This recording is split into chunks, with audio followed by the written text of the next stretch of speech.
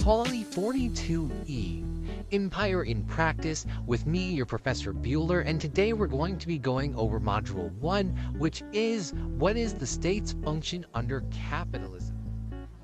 It is the role of the state to uphold and maintain the structure and systems that allow for exponential profit and growth of private entities under capitalism. And when I say state here, I mean sovereign nations and governments, not things like Texas and California. These states legitimize and ensure the process of capitalism, from the extraction of raw resources from the earth to the manufacturing of said resources into products, down to the markets to which these goods will be sold to.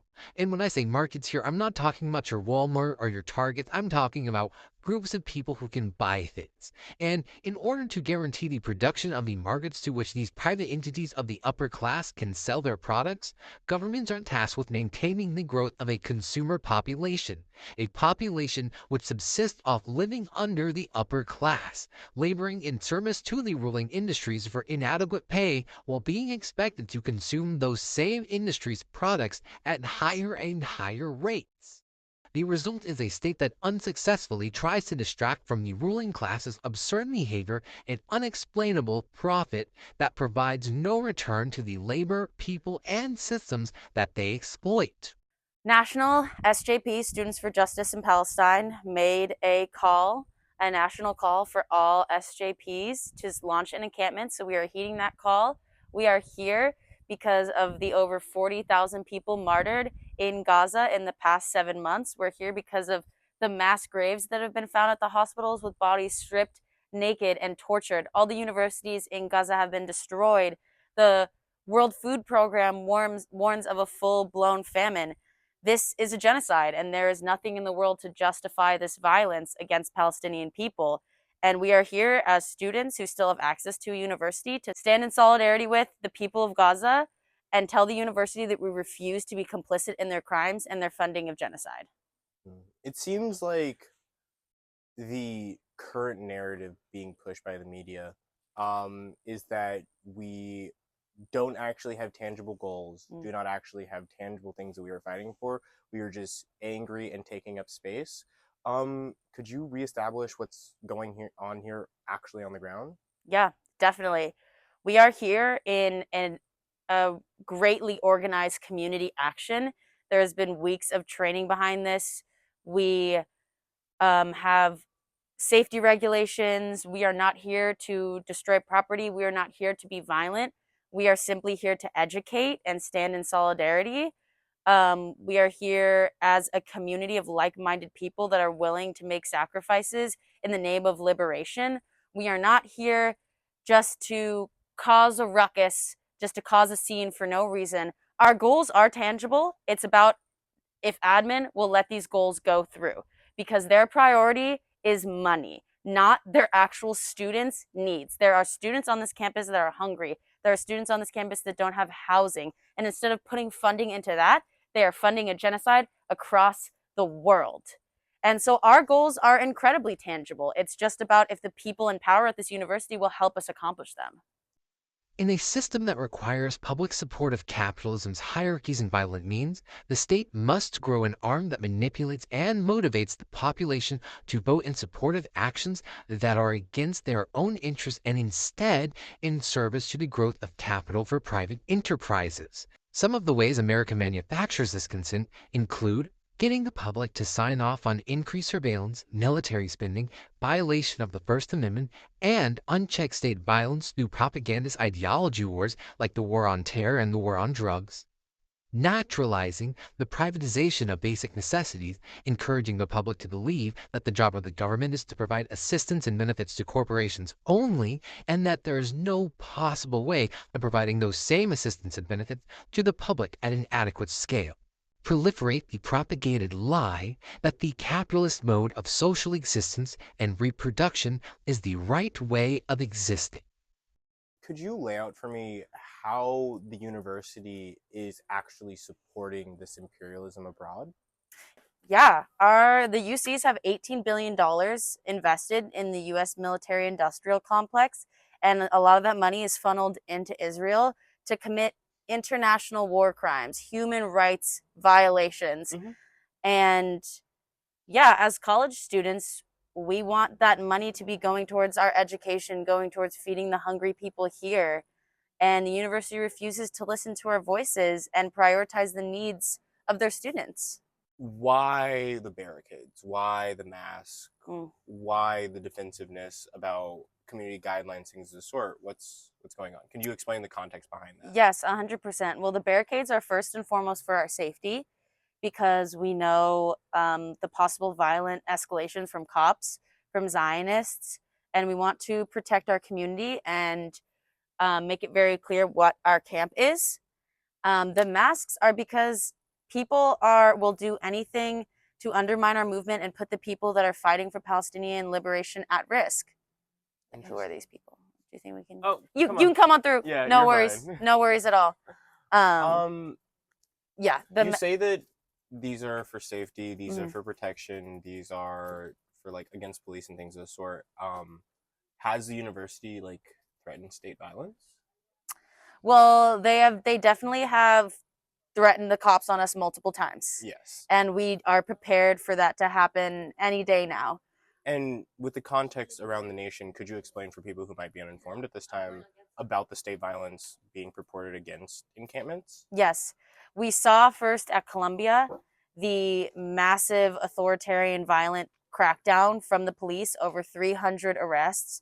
We saw at UCLA not only Zionist escalation, those Zionists in LA were crowdfunded tens of thousands of dollars to do what they did to protesters the other week. They pepper sprayed, tear gassed, they yelled horrible, racist. The cops did this? Or no, the Zionists. The Zionists. So yes, the vigilantes.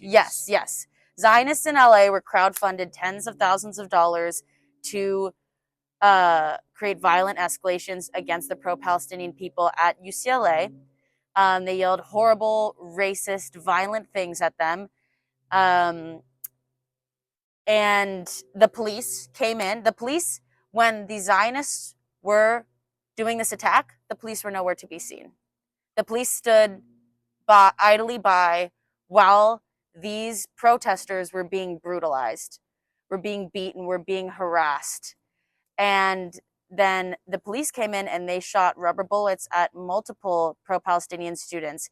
There was a horrible image of one of those students that was hit in the head. These rubber bullets are deadly. They can kill people. They are an advanced military tactic that should never, ever be used against students. Do you guys have literally anything in the things that you're asking for about this militarization or that would address this in any way? Because if you're just fighting for Palestine and they continuously meet you with state violence, do any of your solutions incorporate any of this? Yes, one of our demands is cops off campus to end the mass surveillance around the campus and to end violence against students. We believe that these institutions of violence are all interconnected. The issue of state-sanctioned violence in Gaza is reflective of state-sanctioned violence in America. And a lot of the cops in America we train IDF soldiers here. The massive cop cities that we have put up around the country are where IDF soldiers will come and be trained, do training. So all of these issues of police brutality, military brutality are all very interconnected. Now, I want to start shifting towards more of what you do at camp, media, things of the sort. Tying it into the actual purpose of the encampment, I have to ask, like, narrative-wise, how are you playing it? We are here because people will do anything to undermine our movement. Zionists and counter-protesters, we saw this on day one when people came in, spray-painted something on our blockade, posted it to make it seem like it was something that we put up. Zionists, and I've been hearing from media outlets that are contacting me every day, I'm hearing this from Zionists, I'm hearing that from Zionists, all lies. We are here to take control of our narrative and make sure. I want to push back just. Yes, go for it. Yeah. You can say that a lot of things are just lies and things of the sort, but has the camp actually put out any statements regarding these things? Yes, UCSC SJP Instagram did make a statement about this. Okay, so these are being addressed. Yes, definitely. Because we saw how widespread that was on the internet. And we had to make it clear that we do not stand for that rhetoric at all. We are here because we refuse this violence against Palestinians. We would never call for violence against any other people. We are against the state of Israel, the entity of Israel. We are not here to call for violence against the individuals. We do not stand for that rhetoric whatsoever. The second we were made aware of it, we covered it up. We made a statement on the Instagram to make it very clear that it was no one affiliated with our camp, with our movement. It was a group of people that came in. They didn't even go to the school. They admitted that. We had comrades that saw what they were doing, went to speak to them, and they made it very clear that they were not involved in this encampment whatsoever. They came late at night when almost everyone was in a security meeting in the amphitheater. And yes, SJP has made a statement to clear up the fact that it wasn't us, but still, ever so, Zionists are going to believe what they want to believe, and they will keep spreading these lies. They will keep spreading these lies no matter what. We have professors coming in to do teach-ins. We're showing films. We had a Palestinian poet come. We've had solidarity teach-ins from like indigenous solidarity. We had, what was it? The Armenian dance class. We've been trying to engage with other cultures that share a similar experience of being brutalized, of being colonized. And we're trying to foster an environment of education to give people an opportunity to learn about the history of this, because one of the greatest misconceptions about this issue is that people think Hamas started this on October 7th. That is not true. This started in the 1940s when Israel brutally colonized Palestine. And that is a major component that many people fail to recognize. And so, I think really one of the main focuses of this encampment is to educate about imperialism, about colonialism. We want to offer those educational opportunities to people who haven't had them before to really understand the history behind this, because that is really crucial to understanding why we are here. The state has a monopoly on violence because, in order to maintain its hierarchies and growth, it must. As we have discussed, there is no peaceful way to steal land. There is no peaceful way to displace a population. There is no peaceful way to uphold a system that deems others as less than. There is no peaceful way to coerce people into participating in your system. There is no peaceful way to silence those who speak out against violent, oppressive systems. The violent arm of the state is used on both those it has deemed as the underclass as well as those who would speak out against the systems that oppress the underclass, but especially those in the underclass who would speak out against the systems that oppress them. We're not going to give up. If they wipe our encampment, we're going to come back with something else. This is not something that we're just going to drop. We're not going to drop this. We go to this university, these regents, these administrators have a job because of us. We provide them with jobs. The least they can provide us with is meeting our basic demands, feeding the people here, giving them housing, taking the money out of the military and into their students. That is the very, very, very least that they could do for us. That brings us to today. What's the actual official date, if you don't mind? Today is May 8th. May 8th. Okay. Today is May 8th. May 8th. Big moves happening. We got to make sure we're documenting this. We have big plans for today. We are having an all eyes on Rafa rally at 5 p.m. in the parking lot right outside of our encampment. We're going to have a speech from one of our SJP board members. Fucking love Unc. Yes. Like, he's goated. Fucking sauce. He's goated. I trust him wholeheartedly to give a wonderful speech. And then we have a very special guest performance by rapper and pro-Palestinian activist Redvale. Why is Redvale here? This is insane. Yeah, so essentially a few days ago I got contacted by my friend who goes to NYU. She's part of their SJP, and she texted me asking if I knew who was involved in the SJP here at UCSC, and I was like, hey, I'm involved. And basically what she had told me is that Redvale would like to contact, his manager was looking for contact UCSC how to get him in contact with the Encampment. And what happened is that Redfield had been given a contract with a clause in it saying that he wasn't allowed to say anything political on stage, and he's very pro-Palestine. So I think that was obviously like correlated. And he refused to sign it, so they redid the contract, and he signed it. But then 2 days ago, UCSC admin themselves canceled the show on him. So he was working to contact us. We had talked about the idea because my cousin also works on his PR team and knows his contacts. But I got reached out to before I could even like do that, and it happened so quickly. So we got in contact, and we worked this whole thing out really in like 24 hours. Yeah. So him and his team were like themselves reaching out. Yeah, so him and his team were themselves were reaching out. Yeah, my friend was helping his manager like find someone to contact, and they were looking for us. And when we finally got in contact, Rebel was very much like, I'm gonna do whatever you guys want. He had no ask or how we wanted him here. We really got to decide how we wanted him to be present and everything. Like, and he wasn't even like, I need to perform anything, but we wanted him to perform. And also to call out the fact that UCSC canceled his show, and to call out Subject Productions Board too, as our known giants on that board, and to be like, he stands with us and he stands with Palestine, and we're together, or united, or stronger against the university, and against the UC. So my bigger question from that point is, how does this action like help with our overall goal of divestment? Yeah, so this action, what our goal was is that we control the narrative. You know, we are the ones who are controlling how we're seen and how media sees us. We got some really bad press at the beginning of this camp because No, you're fine. someone who wasn't Be normal people. You can Yeah. talk. I don't give a No, fuck. for real, yeah. Chill. At the beginning of this, there was someone who, not part of the camp at all, and not a part of SJP at all, unrelated, had come and spray painted death to Israelis, which is obviously something that we don't support.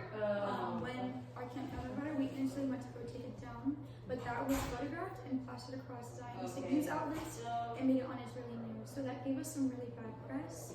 And also, in terms of everything going on with the US's standpoint, like UCLA and Columbia face extreme police violence in regards to their Palestinian encampments. So we thought that having an outlet to have someone who is very pro-Palestinian, who's a big up-and-coming artist, especially a POC artist at our camp, and solidarity is super powerful. And someone especially who is supposed to come here as an artist to perform for our school, but was attempted to be censored by the school and doesn't want to perform for them and want to perform for us is super powerful. And having the media know about that is super powerful because, again, we really, through this, are controlling the narrative of what our camp is and what we see. Now, overall, when it comes to this, like ultimately, it's like the ultimate non-violent version of that, right? When it comes to this, in your eyes, as someone who is heavily in, like, behind the planning and this entire committee, and this goes for everyone here, how is it, like, in the perfect world, how does history remember today? I think history remembers today by knowing that the students here are united to be here at this rally. We advertise it not as a performance by Red Bear, but as a Palestinian rally. And then we just announced actually 20 minutes ago that Red Bear is playing, as we want to make sure that this is the people here for the right reasons, that history is going to remember this as being all eyes on Rafah. The border in Rafah closed 2 days ago, which is extremely traumatic and painful. And we need to highlight that, and we need to together put the focus on Gaza and put the focus on the fact that there's 1.4 million people in that area who are stuck there and have nowhere else to go. And we want history to remember that students are doing everything in their power to make sure that the people of Gaza are free and the Palestinian people will find liberation. Disclaimer for anyone in the future watching this, I'm sorry, I'm not familiar with Redvale. Up until like yesterday, I knew about the Ken Plasma thing, don't get me wrong, not really familiar with anything else. I did finish all of This Is Redvale on Spotify this morning though, I'm not gonna lie, I was in the shower, I was in that shit. No, I agree. King of samples. Yes. Also, I would say, which was Traffic. Like, love that fucking song. real. Like, I played that 2 or 3 times. Yeah. Even then. Fuck, I felt with the heaven. He also is like, he's 20, you know, like he released very sneaky when he was 16. He told us today in the front that he started making music when he was 12, you know, so it really goes to show you that like anyone has the potential to have that power, you know, you'll have the potential to have that power. I think more than that, like everything we do, like when you put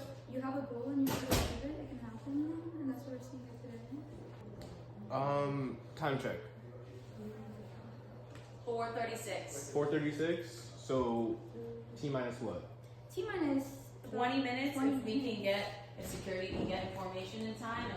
He is a freshly 20-year-old rapper who I personally saw in concert a few years ago. I've been a big fan of him for a while. He is incredible. At Camp Flogna in LA in the fall, winter, I don't remember when it was, he had a set and he had all the names of the martyrs on a screen behind him. He has been...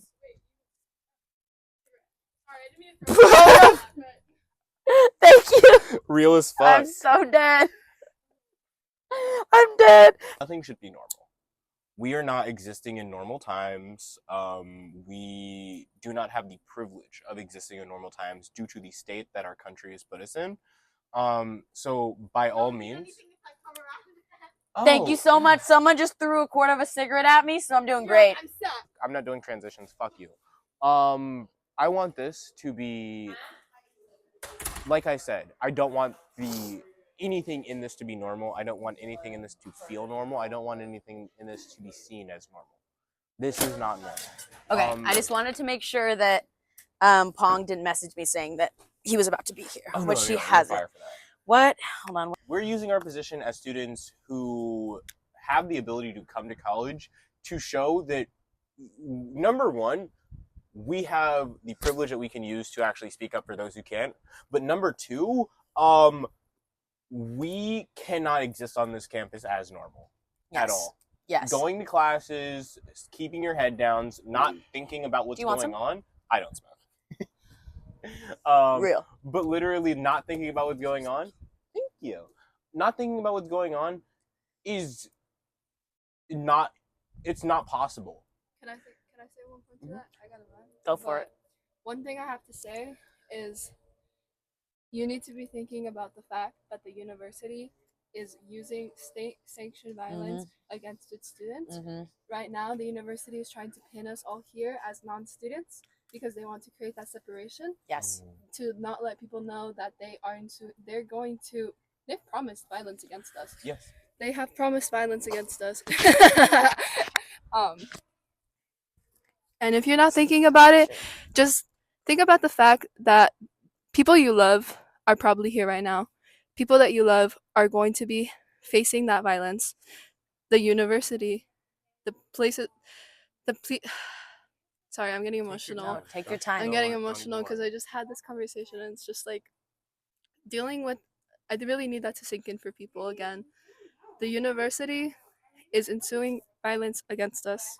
And if you're able to go to business as normal, knowing that in the next few weeks, you're going to be walking through the quarry and you're going to be going business as usual, nothing will ever be the same. Nothing will ever be the same. And people need to know that. Thank you Thank so you much. so much. Yeah, of course. Like, put it perfectly. The state has a monopoly on violence because, in order to maintain its hierarchies and growth, it must. As we have discussed, there is no peaceful way to steal land. There is no peaceful way to displace a population. There is no peaceful way to uphold a system that deems others as less than. There is no peaceful way to coerce people into participating in your system. There is no peaceful way to silence those who speak out against violent, oppressive systems. The violent arm of the state is used on both those it has deemed as the underclass as well as those who would speak out against the systems that oppress the underclass, but especially those in the underclass who would speak out against the systems that oppress them. Start off with chants, with speeches, and then we are going to have a performance from Redvale. He was supposed to perform for the university officially On what day? on May 10th, on Friday. On Friday. Okay. Yes. I am Redvale. I'm an artist, producer. Yeah, that's my thing. I've been doing music for a few years now, and here at the Encampment. Cool. Now we've gotten a couple interviews with people already, specifically talking about like the process of even getting you here. But one thing I haven't had a lot of clarification on because I wanted to ask you, why specifically UCSC? So I was scheduled to play here, UCSC. I believe, on Friday. And so two things.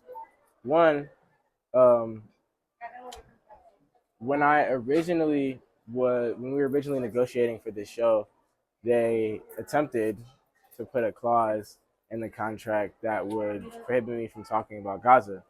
And we obviously very quickly were like, it's non-negotiable, we're not doing it. So then they changed their mind and they're like, okay, you guys can say whatever you want.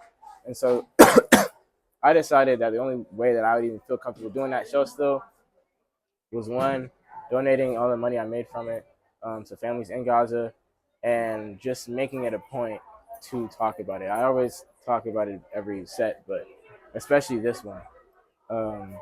So yeah, that was the first piece of context. And then once that got canceled, um, um, we got the idea to pull up to the encampment anyways, because it would figured it would add, momentum to just everything around the encampment and the encampment movement. If today goes successfully, how does history remember today? I think it's just another example of the very historically proven connection between hip hop and revolutionary politics. I think people, especially in this day and age, kind of feel like there's that connection hasn't been as strong, and we just want to remind people that it still is alive, very alive. Ooh. And I'm saying that from my perspective as being a hip hop artist here. Obviously, this is about Gaza. But, yeah. No. Just day-to-day life. Yeah. How is it for you? Just do you feel safe in this place? Do you feel that we are genuinely meeting people's resources? What's up? Yeah, I mean, obviously everyone is always on edge because we are worried about police and Zionist escalations. But as far as everyone else in the camp, I have never been surrounded by such an amazing community of people. These people are willing to work so hard, make sacrifice their jobs, sacrifice their education, sacrifice their bodies, knowing that there could be violence against us for this cause. And it has been so amazing to be surrounded by 100+ people that are willing to sacrifice so much in the name of liberation. And it's been truly inspiring to get to know these people, work with everyone in this camp, learn from these people. This is the most amazing action that I have ever been a part of. I will truly remember this for the rest of my life. There has been so much community support, so many people coming in every day, dropping off supplies, dropping off an excess of food. We will be donating all of our excess supplies, but I think this outpour of community support is really a testament to our cause and how many people really support us and why we are here, how many people support Palestinian liberation. Yes, and we are doing things that not even the university is doing. We are providing housing and food and medical supplies for free. Can we speak on that, actually? The other night, I was at a community forum, and I heard that we had people in camp who legitimately have not had 3 meals a day on campus. Yes. Since this encampment. Yes, we've had people come up to the organizers and thank them because this is the first time they have had consistent meals. We have houseless people here that have come up and thanked us for having a safe place to stay because they have been living by the river. They've been being brutalized. I don't want to get too much into specifics that people have been talking about, but we are providing a safe place for our unhoused community. And a lot of them feel a lot safer here than they did in their previous situations. And yes, and we're providing a lot of people with more food than they have had from the university. With addressing these disparities that are absolutely symptoms of a larger crisis. You did tour the encampment. Any things that stood out, things that genuinely spoke to you? Yeah, I mean, everybody it's just a communal feeling, you know what I mean? Everybody being down to do anything. That's a beautiful thing. And it's what you need, you know what I mean, in revolution. It's you guys are kind of practicing really effectively here. You know what I mean? So yeah, I think that's a beautiful thing. But yeah, in order to actually fix these problems in the university, it's not our responsibility as students to provide other students with food and housing. That is the university's responsibility. And they should be embarrassed that they are not doing that. They are not supporting the students that have worked so hard to get here, that spend so much money, that are going into debt to be here, and they still don't have proper access to food or housing. That is an absolute travesty. That is the bare minimum that a university should be able to supply their students with. And that has fallen on us to help our fellow community members, which we are obviously more than happy to do, but that shouldn't be our responsibility. I think that's fair. Yeah, and again, this university has so much fucking money. Universities are not here to be a product of militarization. I think, well, a cute rose is that I've been sleeping well. I don't know about like everybody else, but I've been sleeping good because I'm warm and I'm sleeping with 2 of my friends, and so we're keeping each other company. Nice.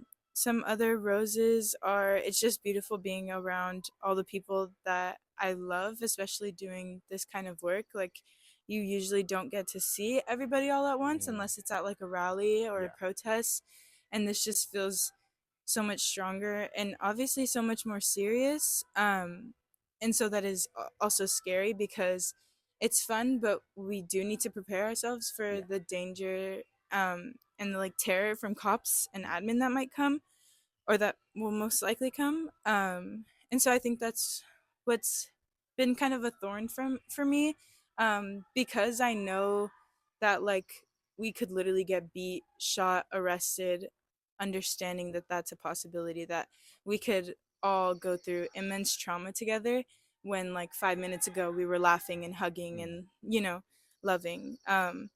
But I feel like the community is really building. It's day 5 and we're basically building our own little like city, and it's coming together really well. There are like hardships, but of course that's going to happen when you put 200 people together and try to like fight against genocide in a place that doesn't want you to. But yeah, yeah, roses and thorns. Any buds, things that you're excited Buds. for in the coming days to a week? Excited for divestment. I'm excited to like grow, but for like a bud, I really am excited to expand my vocabulary and like my understanding of everything being interconnected. And I am learning at our community forums. I learned so much. I learned like how to listen to people, and also how I want to phrase my own words about everything that happens in this world. But yeah, divestment, I'm learning. Buds, just like growing with everybody. It's so beautiful. Like to just walk around a corner and walk around a corner and walk around a corner, and there's like all these people that are really exciting to talk to and meet, and like grow bigger friendships with, which wouldn't have happened because school and life and genocide are so distracting. But it's interesting finding a balance between like the scary and the beautiful. Yeah. I think that's really valuable. Thank you so much for your input. Yeah, thank you. Awesome. It was really nice talking to you. Yeah. Thank you. How is the rally today and the special guests going to help us with our goal of divestment? Well, first and foremost, I think I might have already said that, we do want to emphasize the suppression of students and faculty on campus, with the fact that they are suppressing voices outside autonomous people that are coming in that aren't even affiliated with this campus, that they think they can control what other people say, the freedom of expression, the freedom of speech. But yeah, we really want to connect the fact that like this is reflective of the suppression of the people that go to this university. Red Veil has been gracious enough to memorize our demands. He's going to be making a speech, and we're going to do, the rally's basically going to be 50-50 speeches and chants and his show. We don't want it to just be, oh, it's a Red Veil concert. We also want to center why we are here. So we're going to have one of our SJP board members, he's Palestinian, give a speech. We're going to do some chants, and then Redville's going to give a speech. And he's really here to support our goals and our demands. He said that this is the first university to try to censor him, which is disgusting. Yeah. And yes, and we have hundreds of leaflets of QR codes printed out. It is a free show, but we do encourage donations. They're going to be Venmos to families in Rafa so we can help fund their evacuation plans. And yeah, we're just hoping that this will get some more positive press and media around the camp and have people pay attention to us. And we're hoping that the coverage isn't just going to be about him, but about the rally as a whole, because it is going to be a very Palestine and Rafa centered event. He's here? Oh shit, he's here. Okay. Oh, here. Maybe let's finish this later. Yeah, we got this. Yes, we got this, dude. Killing it. Killing it. Anything you want to shout out? Anything you just want to go over? Like, I think, like you said before we started filming, like that you wanted to show people like what post-colonial life could look like, and I think that that's something that like I had already gotten a little bit of a glimpse of, but like seeing it, because I'm not even in college, right? But seeing this is like a really beautiful thing, and I'm like I feel like I'm already like experiencing it. I haven't even been here that long. And I really do feel like it's a glimpse into like what the future generations will be able to experience, you know, being a society that is based off of, you know, compassion and community. So. The encampment runs on the like charity of others and the community that we have. So this is going to be a community project. This archive is going to be like from the encampment to not only everyone in the encampment once it's gone, but also to future UCSC students, future like anyone who is an activist like us, anyone who wants to learn from this. We are getting the real documentation and the real aspects of this for a fucking reason. Take this as an educational resources, but also fuck education, and I like entertainment. So like if you want to just sit back and laugh at this, I'm totally okay with that. That's cool. Very well said, Sleeps.